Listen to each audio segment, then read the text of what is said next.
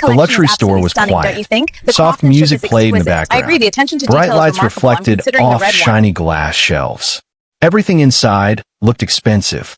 Bags, shoes, and clothes sat neatly in their places, each one worth more than most people's monthly salary. This was not a place for mistakes. This was not a place for noise. This was a place where people were watched carefully. Then the door opened. A little black girl stepped inside. She was no more than 8 years old. She wore simple clothes. Clean but plain. No brand name. No fancy shoes. She stood still for a moment, holding the door as it closed behind her. No one welcomed her. A woman near the counter slowly turned her head. A man browsing watches paused. An employee stopped folding clothes. Eyes followed the child. Not because she was loud, not because she was rude, but because she looked like she did not belong. The girl looked around the store with wide eyes. Everything felt big. Everything felt shiny. She held her hands together, tight, like she was trying not to touch anything. She took a small step forward. A security guard noticed. He straightened his back and watched her closely. The girl walked slowly, carefully. Her eyes stopped on a handbag displayed on a stand. It was beautiful. Smooth leather. Gold details. She did not grab it. She did not pick it up. She only leaned closer to look. That was enough. An employee whispered something to another worker. They both glanced at the girl, then at each other. The security guard moved closer. The girl felt it. She looked up and noticed the eyes on her. Her smile faded. She took a step back. She lowered her head and whispered to herself, "My mom will be here soon." But no one heard her. Or maybe they did and chose not to care. The store manager watched from a distance. Arms crossed. Face tight. To him, this was not a child. This was a problem. The girl moved away from the bag and walked toward a bench near the wall. She sat down quietly, hands on her lap, feet swinging slightly above the floor. She waited. Minutes passed. The eyes did not leave her. A customer leaned toward the employee and whispered, "Why is she here alone?" The employee shrugged and replied softly, "She probably wandered in." The words hit harder than they sounded. The girl heard them. Her shoulders dropped. She looked at the floor. The security guard took another step closer. Too close. The girl stood up quickly. "I'm waiting for my mom," she said in a small voice. The guard did not answer. He only looked at her shoes, then her clothes, then her hands. The girl felt her chest tighten.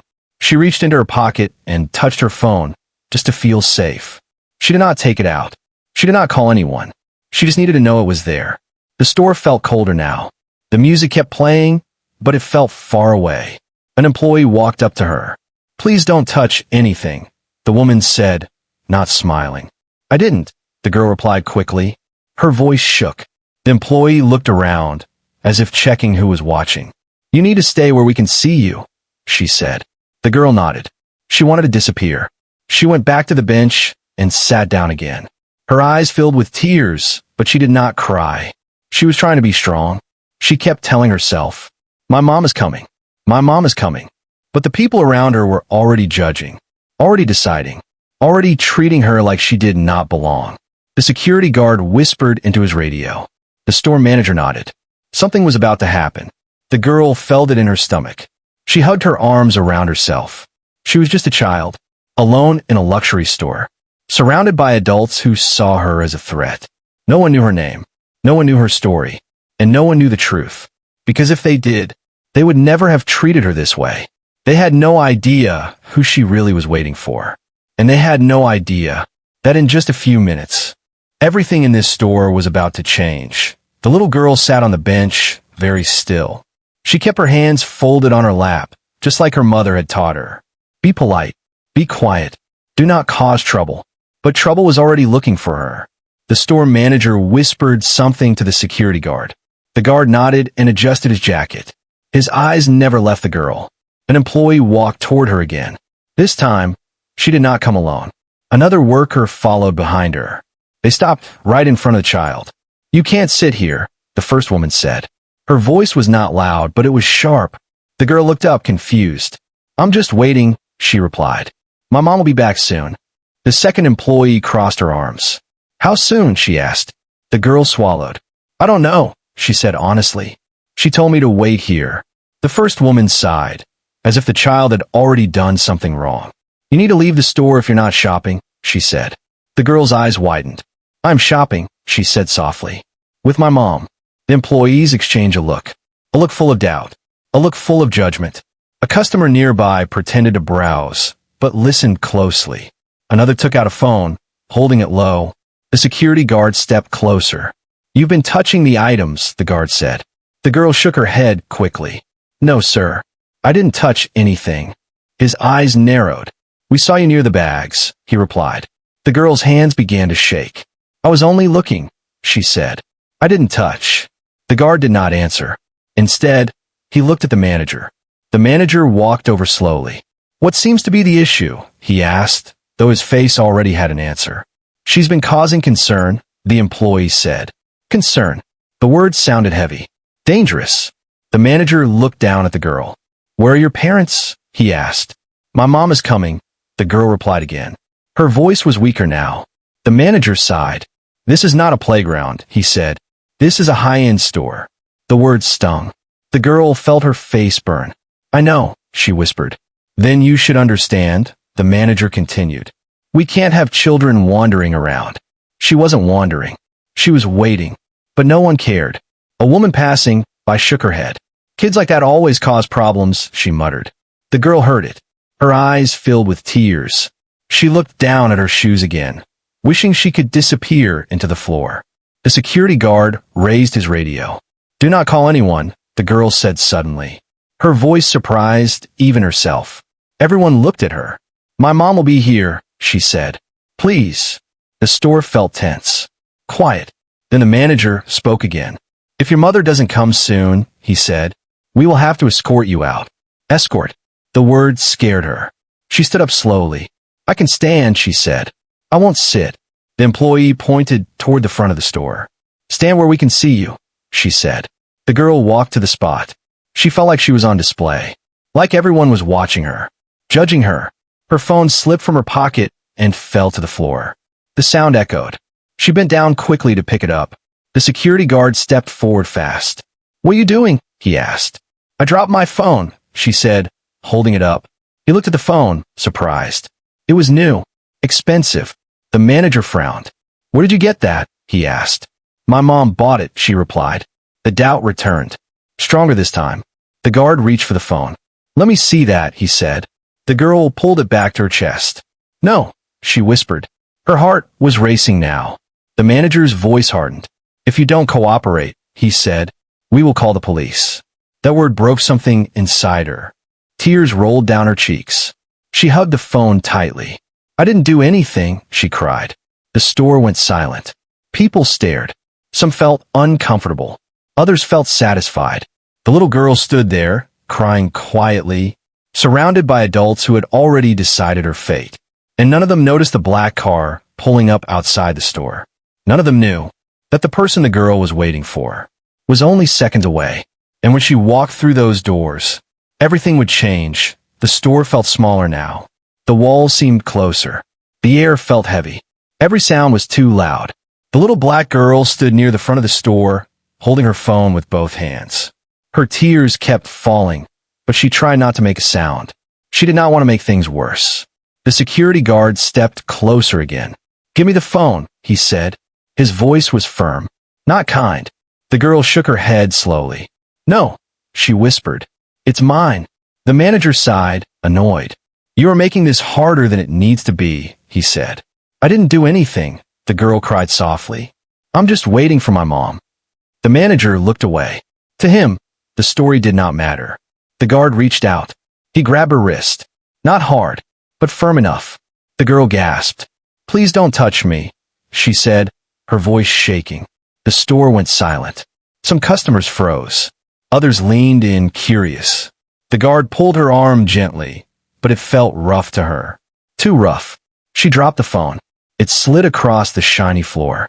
The sound echoed through the store. The girl cried out. "That's my mom's phone," she said. The employee quickly picked it up. She turned it over in her hands, studying it. "This is very expensive," the employee said. Her tone was accusing. The manager looked surprised. "Unlock it," he said to the girl. The girl shook her head again. "I can't," she said. My mom told me not to. The manager's face hardened. So you admit it's not yours, he said. No, she cried. She gave it to me. The guard tightened his grip. Enough, the manager said. We're calling the police. The word hit like a slap. No, the girl cried. Her legs began to shake. She tried to pull away. Please, she begged. I didn't steal anything. Her voice cracked. Tears streamed down her face now. The employee stepped back, uncomfortable. But she said nothing. The guard pulled the girl closer to the front desk. Not fast, not violent, but humiliating. Everyone could see. A woman nearby whispered, "This is too much." A man shook his head, but stayed silent. One customer lifted their phone and began recording. The girl noticed. She felt exposed, ashamed, small. She wrapped her free arm around herself, trying to feel safe. Stop crying, the manager said. You're causing a scene. I'm scared, the girl sobbed. The guard let go of her wrist and placed a hand on her shoulder. That was enough. The girl screamed. Don't touch me. Her voice was loud now. Sharp. The entire store froze. The guard stepped back, surprised. The manager looked angry. That's it, he said. Take her outside. The girl's heart dropped. No, she said. My mom is coming. She's almost here. No one listened. The guard reached for her arm again. This time the girl pulled back hard. She stumbled. Almost fell. Someone gasped. The phone slipped from the employee's hand and hit the floor again. The screen cracked. The girl screamed. You broke it, she cried. The manager rubbed his forehead. This is exactly why children like you shouldn't be here, he said. The words were cruel. Sharp. They cut deep. The girl stopped crying. Not because she wasn't sad, but because something inside her shut down. She stood still. Her eyes empty. Her hands hanging by her sides. She felt invisible. The guard picked up the phone and placed it on the counter. We'll hold on to this, he said. The girl looked at it. That phone was her safety. Her connection to her mom. And now it was gone. She whispered one last time. My mom is coming. Her voice was barely there. The manager turned his back. Call in, he told the guard. The guard lifted his radio. Just as his finger pressed the button, the front doors of the store opened. A sharp click echoed. Heels hit the marble floor. Slow. Confident. The girl looked up. Her heart jumped. The guard froze. The manager turned around. The store went completely silent. Because the woman who just walked in was not just any customer. And in that moment, everything they thought they knew was about to fall apart. The sound of heels echoed across the marble floor. Slow, calm, confident. Every head in the store turned. A black woman had just walked in. She was tall and well-dressed. Her coat was simple, but perfect. Her hair was neat. Her face was calm, but strong. She did not rush. She did not look around in confusion. She walked like someone who knew exactly where she was going.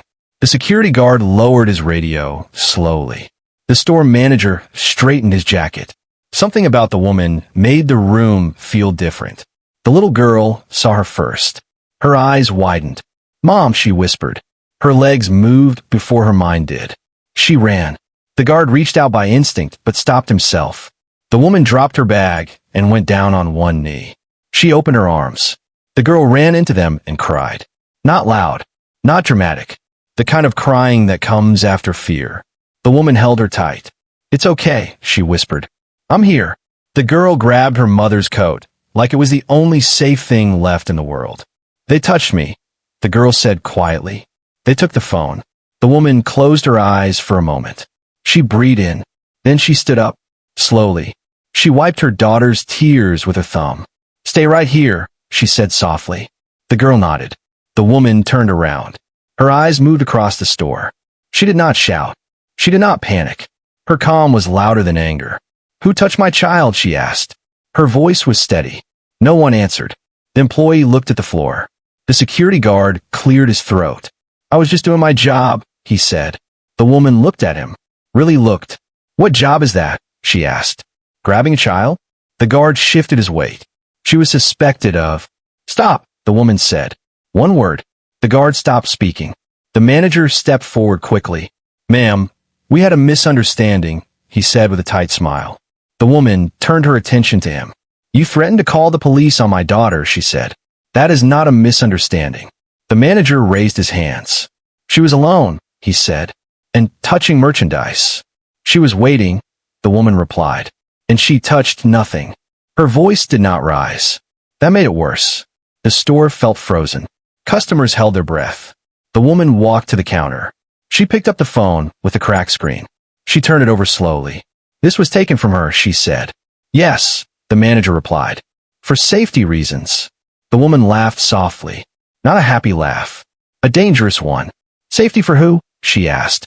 The manager did not answer. The woman looked around the store. Did anyone see my daughter steal anything? She asked. Silence. Did anyone see her damage anything? She continued. No one spoke. Then why was she treated like a criminal? The woman asked. The employee shifted nervously. She didn't look like she started. The woman raised her hand. Finish that sentence, she said. The employee went quiet. The woman nodded slowly. That's what I thought. She turned back to the manager. You made my child afraid, she said. You humiliated her. The manager tried to laugh it off. Ma'am, we treat all customers the same, he said. The woman stepped closer. Close enough that he could see his reflection in her eyes. No, she said calmly. You don't. The store manager swallowed hard. The woman reached into her bag. She pulled out her phone. Not the cracked one. Another phone. She tapped the screen once. Then she looked up. I want the names, she said. Everyone involved. The manager frowned. Ma'am, that's not necessary. It is, she replied. Her voice was firm now. Heavy. Important. The manager hesitated. The security guard looked unsure. The employee looked scared. The woman glanced back at her daughter. The girl stood still, watching, holding herself together. The woman's eyes softened for 1 second. Then she turned back to the staff. I suggest you cooperate, she said, because this conversation is about to get very public. The manager forced a smile. And who exactly are you? He asked. The woman looked at him. A small smile appeared on her face. A smile that changed everything. You'll find out, she said. And in that moment, the store realized this was no ordinary mother. Not all. The store manager stood still. His forced smile faded. Find out, he repeated. His tone was sharp now, defensive. The woman did not answer right away. She looked at her daughter instead. The little girl stood near the entrance, wiping her face with her sleeve. Her eyes were red, but she was no longer crying. She was watching. The woman turned back to the manager. She unlocked her phone. One tap. Then she held it out. Call him, she said calmly. The manager glanced at the screen. The name on it made his eyes widen. He blinked. Then he looked again. His face changed. Color drained from it. That's not possible, he whispered. The security guard leaned in to see. His mouth dropped open. The employee took a step back. The store felt suddenly smaller. The manager cleared his throat. Ma'am, he said carefully, may I ask who you are? The woman finally spoke her name. Not loud, not proud, just clear. The manager froze. He knew that name. Everyone in his world knew that name. The owner of the brand. A major investor. A woman who sat in rooms where decisions were made. A billionaire. The manager's hands began to shake. I didn't realize, he said quickly. The woman raised an eyebrow. No, she replied. You didn't care to realize. The manager rushed to explain. There was a misunderstanding, he said.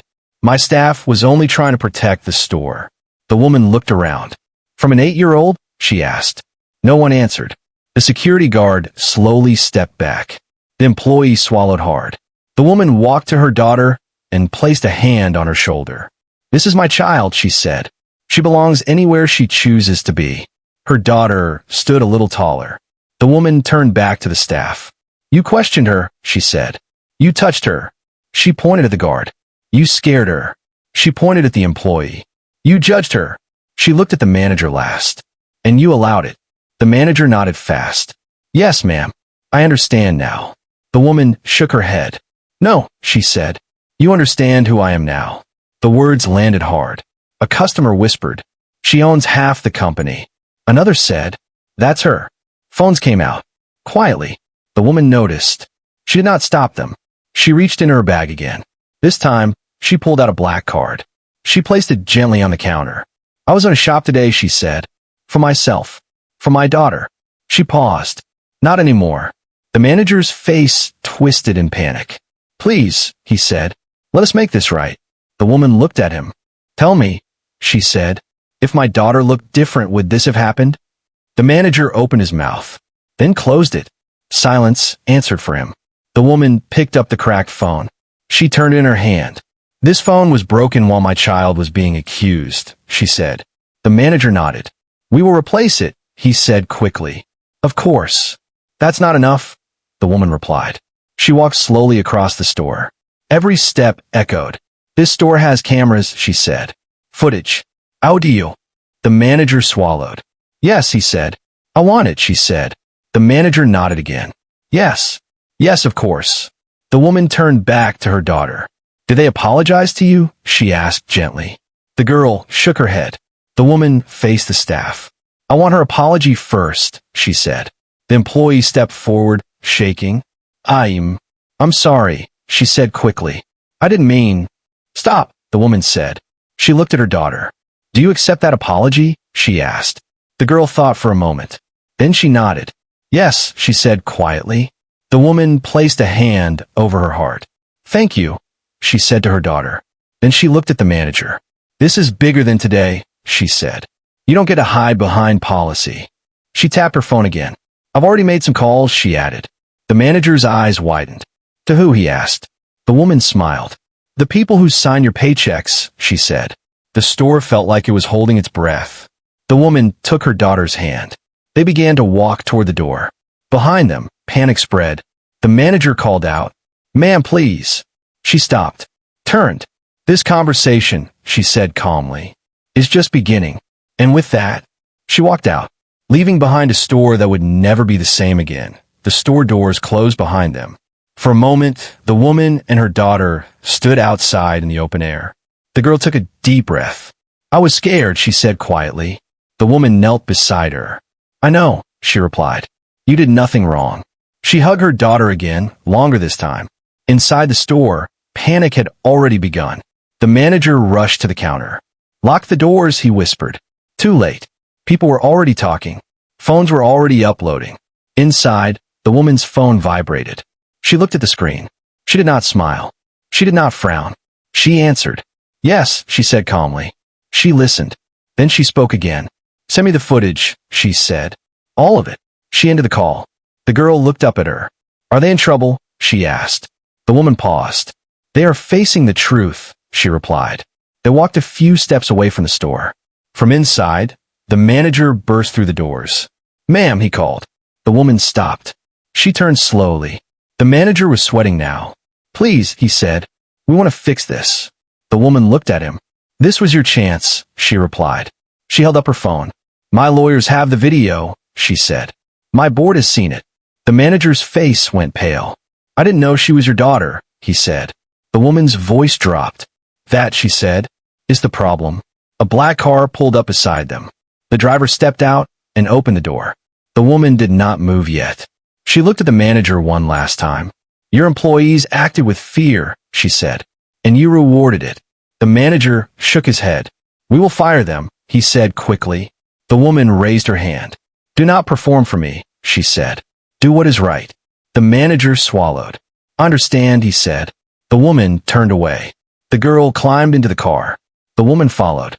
As the car pulled away, phones flashed. People whispered. Inside the store, chaos exploded. The guard was told to turn in his badge. The employee was called into the office. The manager received another call.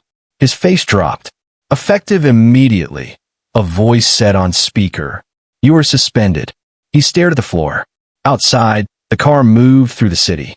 The girl leaned her head on her mother's arm. "Why were they so mean?" she asked. The woman thought for a moment. "Because some people see skin before soul," she said. The girl nodded slowly. "I felt small," she admitted. The woman held her hand tighter. "You are never small," she said. "Never." The girl smiled a little. At a red light, the woman checked her phone again. Messages flooded in. Executives, lawyers, news outlets. She ignored most of them. She focused on one message. A simple one. "We stand with you."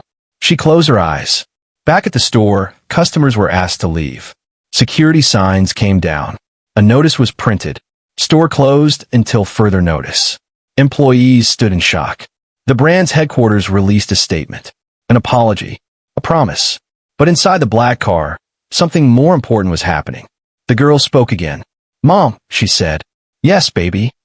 Thank you for coming." The woman smiled. "I will always come," she replied. She looked out the window. Justice had not been loud. It had not been violent. It had been calm, clean, unavoidable. And the people who thought they had power had just learned what real power looked like. Because dignity does not need permission. And respect is not optional. It is required. And that lesson was only the beginning. Morning light filled the city. New screens glowed inside cafes. Phones buzzed in hands across the streets. The video was everywhere. A little black girl. A luxury store. Voices raised. A mother walking in with calm power. People watched in silence. Some felt angry. Some felt ashamed. Some finally understood. Inside a quiet apartment, the girl sat at the kitchen table, eating cereal. Her feet dangled above the floor. She looked normal again. Safe. Her mother stood near the window, reading messages on her phone. Support. Apologies. Promises of change. She put the phone down. None of it mattered more than the girl at the table. "Mom," the girl asked, "did I do something wrong?" The question broke her heart. The woman walked over and knelt beside her. "No," she said gently. "You did everything right." The girl looked down. "They looked at me like I was bad," she said. The woman lifted her chin softly. "They looked at you because they did not see themselves in you," she replied. "That is their weakness, not yours." The girl nodded slowly. Later that day, they walked past the same store. The doors were closed. Lights off. A sign hung on the glass. "Closed for review." The girl stopped. She stared at the sign. The woman squeezed her hand. "We don't need to go back," she said. "I know," the girl replied. "I just wanted to see." They walked on. At the brand's headquarters, meetings were tense. Policies were rewritten. Training was required. Names were removed from positions. But those things happened quietly. What mattered more was what happened inside the girl. That night, she stood in front of the mirror. She touched her hair, her skin, her face. She smiled. She saw herself. Strong. Beautiful. Enough. Her mother watched from the doorway. Pride filled her chest. Days later, the girl returned to school. A classmate whispered, "That was you." The girl nodded. "You're brave," the classmate said. The girl thought about it. "I was scared," she replied. "But my mom came." The teacher overheard. She smiled. "Always stand tall," she said. That weekend, the woman spoke at a small event. No cameras. No stage lights. Just parents and children. She told them the truth. "That store did not hurt my child," she said. "What hurt her was being treated like she did not belong." The room was quiet. "We must teach our children their value," she continued, "before the world tries to take it." People nodded. Some wiped tears. The woman took her daughter's hand. "This is my greatest success," she said. The girl squeezed back. On the way home, they passed another luxury store. The girl stopped again. "Can we go in?" she asked. The woman smiled. "Only if you want to," she replied. The girl thought for a moment. Then she nodded. They walked in together. This time, the door felt lighter. The staff smiled. Not forced. Not afraid. Respectful. The girl walked freely. She touched a bag. She laughed. Nothing bad happened. The woman watched her. Justice had done its work. Not just in a store, but in a heart. As they left, the narrator's voice felt calm. Clear. They thought she was nothing, the voice said. They thought she did not belong. But they were wrong. She was never small. She was never weak. She was never alone. She was waiting for her mother. And when her mother arrived, everything changed. The woman and the girl walked into the sunlight, hand in hand, not as victims, but as reminders. That respect is not earned by money, not given by clothes, not decided by skin. Respect is a right. And some lessons, the world only learns the hard way.